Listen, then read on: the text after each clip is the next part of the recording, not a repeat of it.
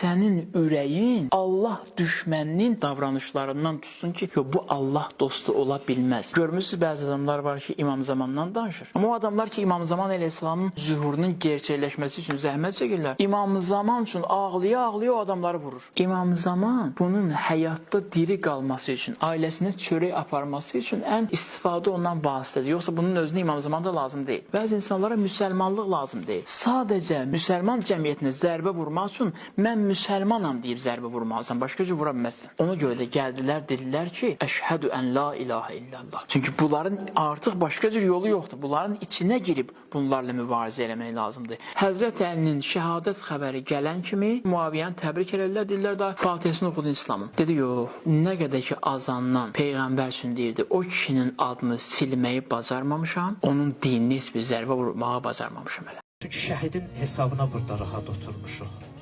Baxın, içimizdə namaz qılanlar var, daha gözəl biləcək. Bu bir fəlsəfi sualdır. Şəriətdə 11 dənə nəcasət var, mundar sayılan şeylər. Biri də qandır. Bir insan paltarının üstünə, namaz qılan paltarının üstünə qan düşsə, namaz qılan gibi bu paltarla namaza dayana bilməz. Deyirlər, gərək paltarın da pak olsun. Amma Peyğəmbər deyir, əskər döyüş meydanında qanına bələşsin, şəhid olsun, vacib deyil ona qüsul verəsən. Onun qanı onun quslu sayılır. Qanlı paltarda kəfəni. Bu sual çıxır burada ortaya. Mən namaz qılan üçün paltarın üstünə qan düşsə, nəcis sayılan qan şəhid üçün necə qüsul sayıla bilər? Qəşəng sualdır da. Bunun bir dənə cavabı var. Allah elə şəhidlik məktəbində bu cavabını da verir. Allah deyir, heç kim öz ölümünü şəhidin ölümü ilə müqayisə eləməsin.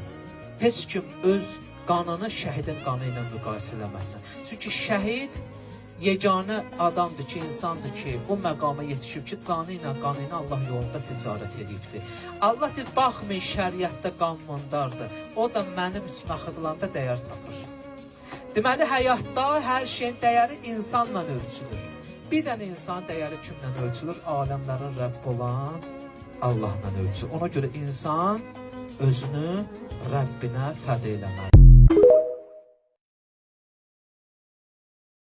En büyük lezzeti insana sevgi yaradır. Bunun da ispata ihtiyacı yok, sübuta ihtiyacı yok. Sevgi gelen kimi soyuq həyata hərarət verir, istilik verir, ləzzət verir. Ləzzətin yeganə mənbəyi sevgidir, məhəbbət. Kimi sevmək səni daha çox xoşbəxt edir? Seç, düş dalıyca, get gör necə ləzzətdir.